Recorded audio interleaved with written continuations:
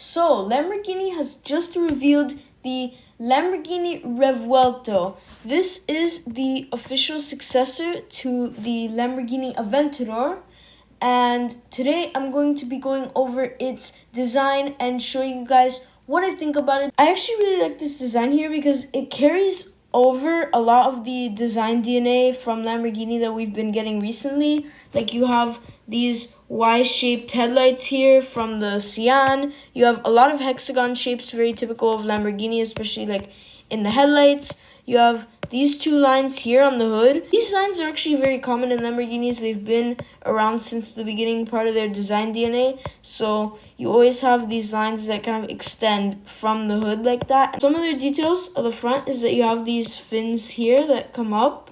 And like I said, the Y-shaped headlights here and the hexagon. What you do get is a nice simplistic look that still holds on to some aggression that we see in Lamborghini models, which is very good. Here you can kind of see how this aggressive look that has always been in Lamborghinis is translated onto this modern Aventador replacement. And this being Lamborghini's flagship model, I actually really like what they've done here. This is like the top of the line model right here. This is the flagship. This is the best of the brand. And I feel like that's really what flagship models should represent in a brand, is like the greatest. And I feel like this car does that really, really well. Not only with the powertrain, but also with the design. Then you also have these angles here in the front on the hood. Just like you have these regular Lamborghini design lines on the hood, you also have these other lines that make this kind of triangle shape here, which I think is a really interesting approach. You also have this front end that goes down pretty far. It just adds to like the sporty, aggressive feel of this supercar. This car has a great stance, in my opinion. I mean, just look at the size of these wheels. You could see from the rear wheels, like, this car just has like a presence in the stance, and I think that that's really important because you have the car feel like it's like rooted to the ground, to the road. And that is really cool to see that because, again, it just adds to the sportiness, the aggression, all of those things that are very typical in Lamborghinis. The front being a very important part of the car because, you know, like, that's the face. That's what people look at. I think Lamborghini did a great job with this. Now let's move on to the side view because there's a couple things I want to talk about here.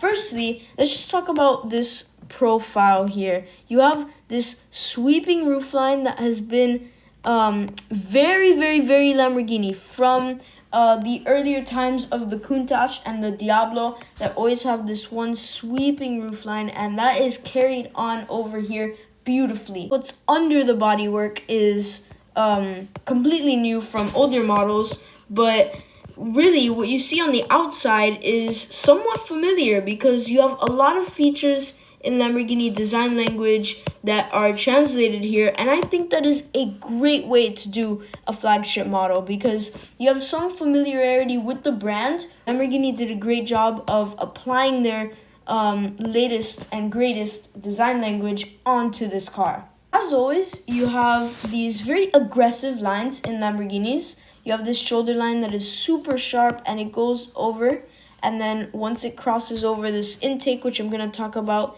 it kind of just fades out into a smooth surface, which is really, really cool. You have this hexagon-shaped fuel filler cap right here. These hexagon shapes are very typical of Lamborghinis, as I said before. So you're going to see a lot of that as we go around the car.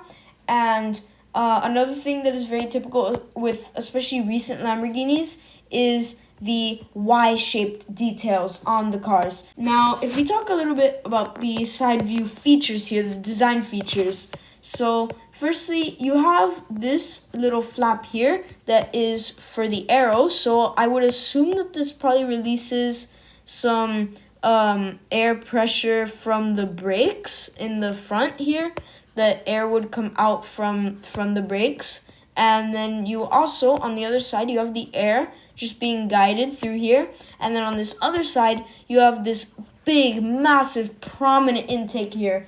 And usually, I actually have a problem with these intakes. A very good example is the C8 Corvette. I think that these intakes are usually integrated very poorly and they don't fit in well. They stand out too much, etc., etc. But I feel like Lamborghini actually did it right here, because what they did was they applied a sense of movement to it, and it is actually integrated in some form. It's connected. There is line flow, and I've talked about line flow in my previous videos, but this car does that really well. Even though there's a lot of angles and a lot of aggressive styling, you still get plenty of line flow, and that is so important in any car design, no matter what type of car it is. This is a supercar. It is like borderline like supercar, hypercar range right now. So in performance cars, and I've talked about this before, but in performance cars especially, you want to have some kind of dynamic movement in the design. You want to make it, as I've said before, you want to make it so that even if the car is standing still, you could still see some kind of movement. And Lamborghinis tend to do that really, really well, in my opinion, and this car is no exception. So going back to the side intake, as you can see, if I just highlight this a little bit more, you can see that this feature here, this intake, this design element, is shaped like an arrow. And what this arrow creates, if you haven't noticed already, is it creates a forward motion. And forward motion, dynamics, that is what is so important in these performance car designs. And so having this be in the shape that it is, in the way that it is actually well integrated, because it provides that movement that this design needs. And yeah, it stands out quite a lot, but what it brings to the design is pretty positive, and that's not something that you usually see with these side intakes. And to further prove my point, let's talk about line flow with this particular design element. You have this line that comes across this corner here, but it keeps going down. You have this rear sort of muscle here on the rear wheels, and this actually goes down, if you could see, all the way to this element here. The shoulder line, the sharp shoulder line, it actually goes right to the point here, and then it comes out on the other point here. You have lines going up and meeting with the end here, and you also have this edge right here of the side intake is parallel with this edge right here in the side window. So as you can see, there is a lot of like integration, and there's actual thought put into this feature in the side view rather than it just being stuck on. So moving on to the rear here, a lot of this is, again, very familiar with Lamborghini's design language. The taillights are in the same Y-shaped theme as the daytime running lights. You have this exhaust. Lamborghini just keeps pushing forward. They stay true to their design language, and that is super cool to me, how they never fail to just bring something really crazy to the table. And this design is no exception with that. They're really bringing something like crazy. They are not holding back here. Going back to these exhausts here, we continue with the hexagon theme. Even though it's very aggressive and very wild in some places, it's not chaotic. One thing I just love about this design is these diffuser pieces here that just extend all the way up into the car, almost to the very top of the rear. It's much more complex in the rear, and then it gets simpler as you go up and to the front. And that is not a bad thing. It's not a bad thing to have a design that goes from like simple, like we have in the front, to more aggressive, more angles and more features like we have in the rear. It's just how you package it, how you implement things, how you add the flow between the front and the rear, how you integrate everything as best as you can, how you connect features from the rear to the front and also the side view. It's that that could really bring a design together, make or break a design.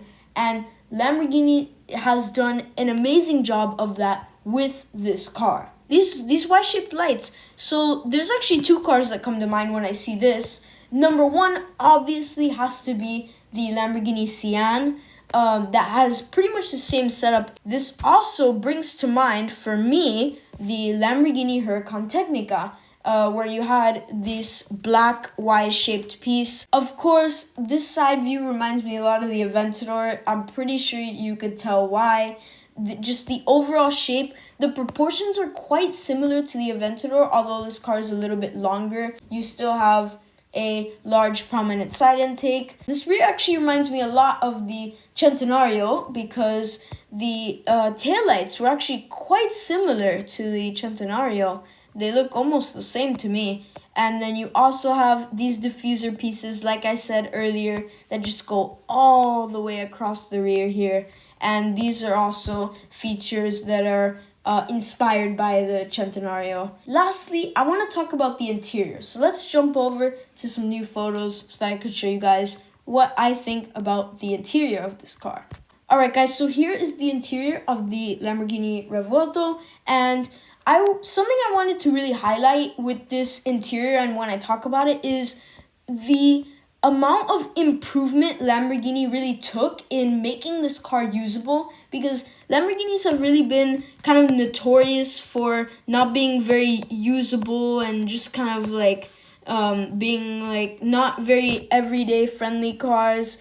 And I feel like Lamborghini did a lot to really improve this with this car. I know Lamborghini really has not been the best with infotainment systems, but that's another thing that they've really improved on in this car. I kind of wish that this would have had like a bit of like an integration here. I'll let it slide this time. I really don't like these pop-up screens. I like to have something that it feels a little bit more connected. I think this is a fantastic interior, and I really like how Lamborghini was able to improve upon usability in this car, make it a little bit more usable than previous Lamborghinis. So that's gonna be the end of today's video. I think this is a great flagship model for Lamborghini, and I'm so glad that this is the car that we're gonna have around for probably the next decade. That's usually how long these flagship models last. This makes me look forward a lot to the Huracan successor. Can't wait until that comes out. I think for our SF90s better watch out.